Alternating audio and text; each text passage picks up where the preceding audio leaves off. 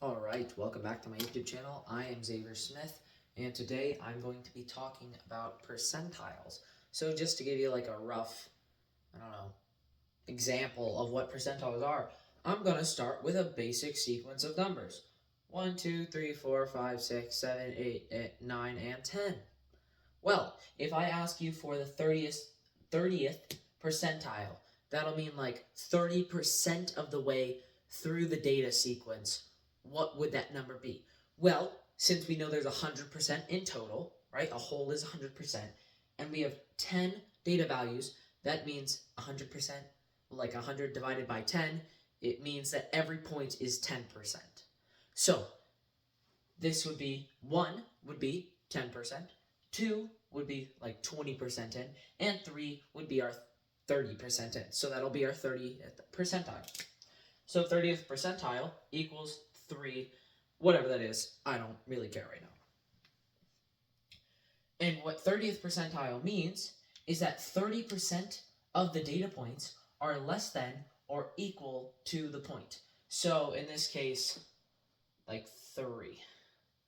So if you just look at this graph, you'll be like, oh, there's 10%, there's 20%, and then there's 30%. So yes, 30% are less than or equal to like the point. So that's just what percentiles are. Like I never knew when you went to the doctor. They're like, you're 70th percentile in weight. You're like, all right, is that good or bad? And you're like, well, that means that 70% of people your age, like boys my age, are less than or equal to my weight. So I'm like, okay, I guess I'm higher on there. And then, of course, median's like 50%. So, to give like an example you might see in class is going to be student heights.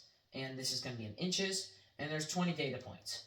And, of course, I just like listed random data points. This class seems to be like decently short. Yeah, they're like under 5'9". So, whatever we want to do here, if we're like, okay, find the 60th percentile, that's going to be a lot. 60th percentile. Sorry about that handwriting. So what we have is we have 20 data points. So 100% divided by 20 means that each point is 5%.